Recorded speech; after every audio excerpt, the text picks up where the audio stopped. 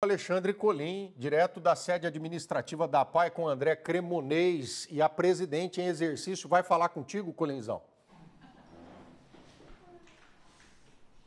Vai sim, Rodrigo. Maria Helena Ferro é o nome dela. Ela é Maria Amélia Ferro. Olha, perdão, viu, presidente? Maria Amélia Ferro, presidente agora em exercício da APAE, Rodrigo. Ela faz esse serviço voluntário e nessa concorrida entrevista coletiva, ela deu alguns detalhes e trouxe informações novas que, de fato, vão acabar agregando, né? Até porque o jornalismo da Record Paulista, Rodrigo, você sabe disso, a gente já vem tratando dessa possibilidade da participação de mais de uma pessoa naquilo que inicialmente era o desaparecimento e depois a polícia acabou tratando o caso como um assassinato da Cláudia Lobo. É o primeiro assunto que eu vou abordar com a presidente. Presidente, nessa coletiva a senhora foi muito clara, dizendo que esse funcionário do almoxarifado, ele foi afastado, inclusive ele foi conduzido, né, levado pela polícia, ele está afastado por uma suspeita de envolvimento. Que envolvimento seria esse? O possível descarte, esse funcionário, com o carro da APAE, descartando lá naquela área rural documentos da entidade? Exatamente. Esse funcionário foi levado pela polícia, parece que a polícia pediu a prisão dele, mas não foi concedida pela justiça, então ele não retornou aos trabalhos. Ele está afastado dos trabalhos para que não interfira em nada o andamento dos serviços da APAE e ele não haja nada que possa acontecer lá dentro. Não era lotado aqui nessa unidade, ele trabalhava de São, porque aqui é a unidade onde trabalhavam o Roberto Francisquete Filho e a Cláudia Lobo. É longe daqui que ele fica? É longe daqui. É na unidade APAE Escola. Entendi.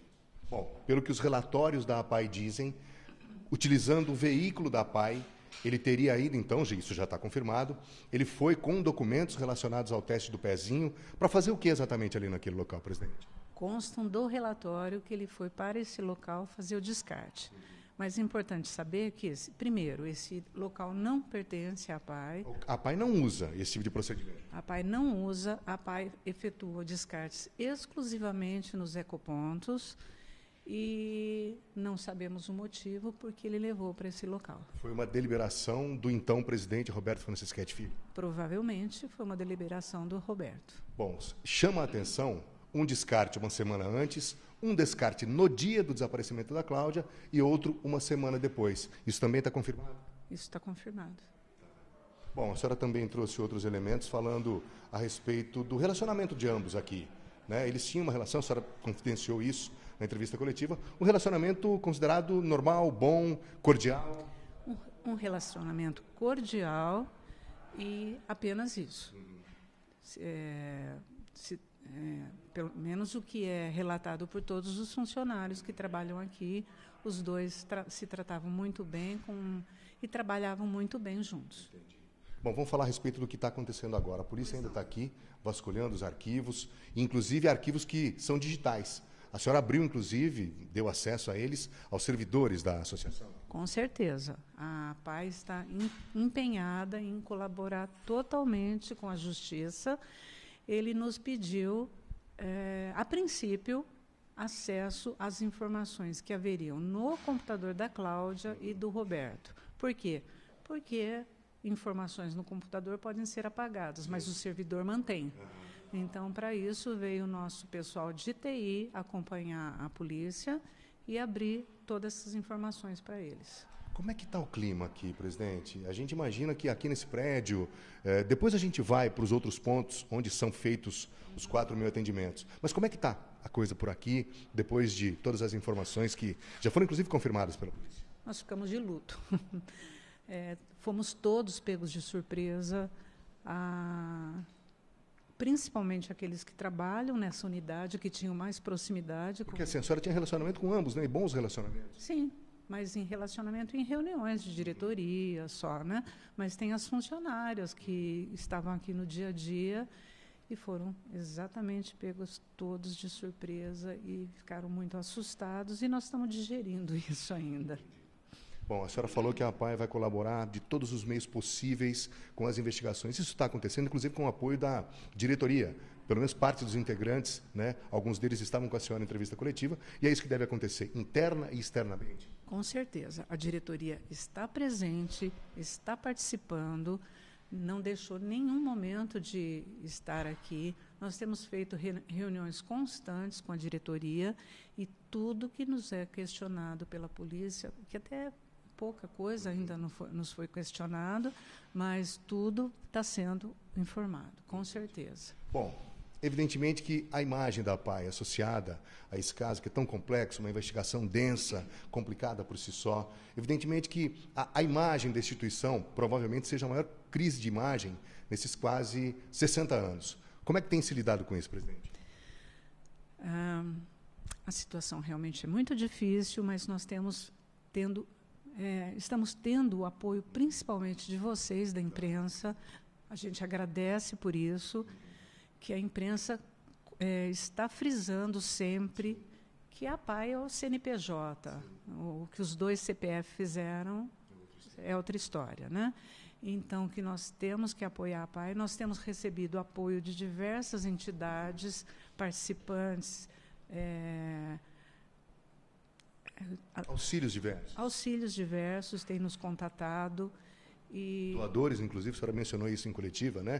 Pessoas que sempre estão com vocês, passaram a estar mais ainda agora. Estão mais presentes, têm nos chamados para reuniões, para tentar analisar como nós vamos fazer para melhorar ainda mais a imagem da APAE e pedir para a sociedade aguardar que nós estamos fazendo uma sindicância e vamos apresentar o resultado para todos com bastante transparência. Por hora, no que diz respeito às contas, ou no que diz respeito a contas bancárias, etc., não apareceu nada, está tudo ok. Tudo, inclusive, é auditado por uma associação, a Associação Nacional das APAES, né, presidente? Então, nós temos auditoria constante, ela é feita mensalmente, mas com relatório anual, que é feito pela Audisa, que é uma entidade que foi indicada pela Federação das APAES, e ela faz essa auditoria de balanço e, até o momento, não temos nada. É isso que nós vamos agora fazer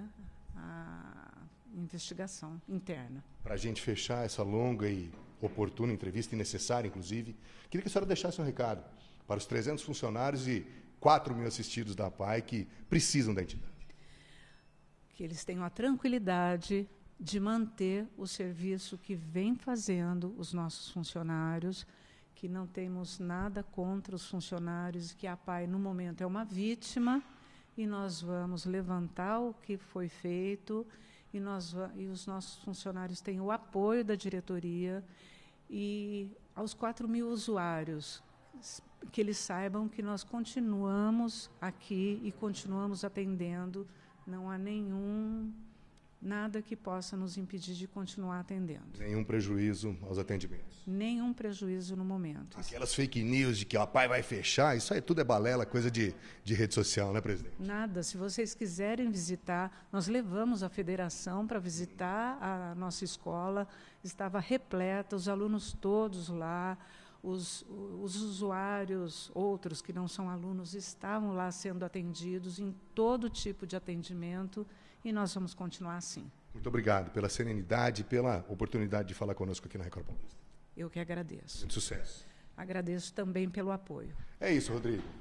A entidade continua funcionando a plenos pulmões, está sendo mantida assim por gente que é dedicada. A presidente, por exemplo, ela é voluntária, exerce esse trabalho de maneira voluntária. A presidente também confirmou em entrevista coletiva que o Roberto Franceschetti Filho, ele tinha um salário, ele recebia, porque ele começou como diretor, então ele tinha um cargo remunerado, porém esse pagamento foi suspenso a partir do momento em que houve a prisão dele. Do ponto de vista dos dois inquéritos, Rodrigo, ambos criminais, um deles encabeçado pelo Dr. Clédson Nascimento, o outro que é encabeçado pelo Dr. Glaucio Stocco, que é do Secode, não é? O setor especializado em investigações sobre crimes do colarinho branco. Esse inquérito do Dr. Clédson, ele está em compasso de espera, exatamente pela confrontação do material que foi coletado naquela área lá na zona rural. São pequenos fragmentos de ossos, não dá nem para dizer que é almoçada, não há a possibilidade de dizer isso, porque a maioria do que foi encontrado lá, Rodrigo, é pó. Não há, enfim, são pequenos fragmentos que agora vão ser confrontados com aquela mancha de sangue que foi encontrada no carro e com o material genético que foi cedido pela filha, a Letícia Prado. Portanto, Rodrigo, tudo caminhando. À medida que as investigações avançam e estão avançando muito, mais se complica a situação de Roberto Franceschetti Filho, Rodrigo.